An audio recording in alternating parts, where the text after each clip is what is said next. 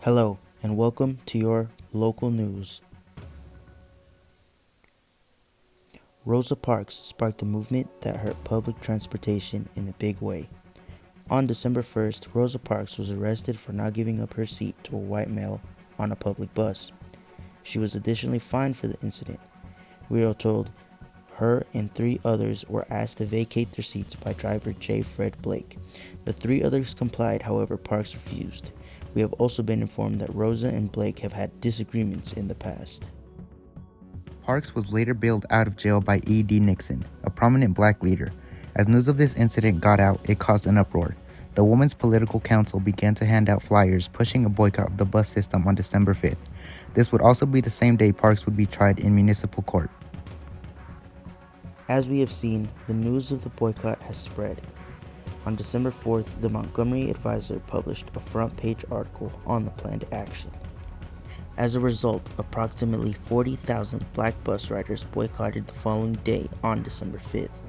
Later that afternoon, a newly formed group called the Montgomery Improvement Association elected a local pastor, Martin Luther King Jr., as president of the MIA. He decided to continue the boycott until the city met its demands. Here are some of the words he had to say about this incident. Just the other day, one of the fine citizens of our community, Mrs. Rosa Parks, was arrested because she refused to give up her seat for a white passenger. Mrs. Rosa Parks was arrested and taken down to jail, taken from the bus, just because she refused to give up her seat. At present, we are in the midst of a protest, the Negro citizens of Montgomery, representing some 44% of the population.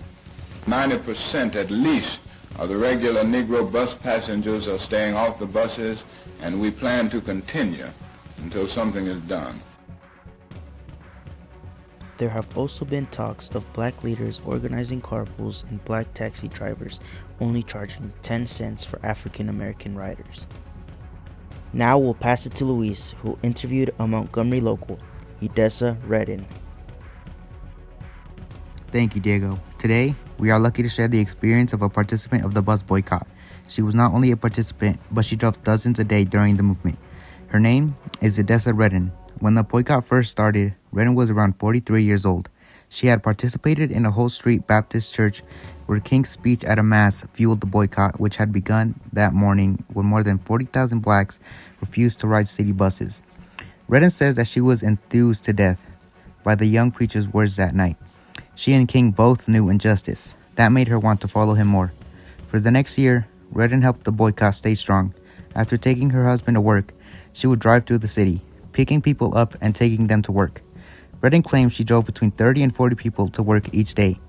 She also told us at that time, black people was concerned about one another. She said, everybody that had a car, if you saw somebody walking, you stopped and put them in your car. As the boycott continued, not everyone was happy. On January 30th of the new year, Martin Luther King Jr.'s house was bombed. Only a couple of days later, on the 1st of February, E.D. Nixon's home was also bombed. Following these attacks, Dr. King preached nonviolence.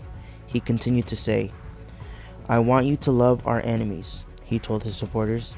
"Be good to them, love them, and let them know you love them." Witnesses say a man pulled up in a car, walked up to King's house, and tossed an explosive on the porch.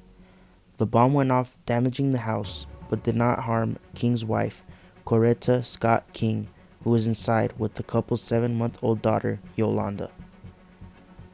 Fast forwarding to June 5th, a Montgomery federal court ruled that any law requiring racially segregated seating on buses violated the 14th Amendment to the U.S. Constitution. This brings us just to a few days ago, November 13th.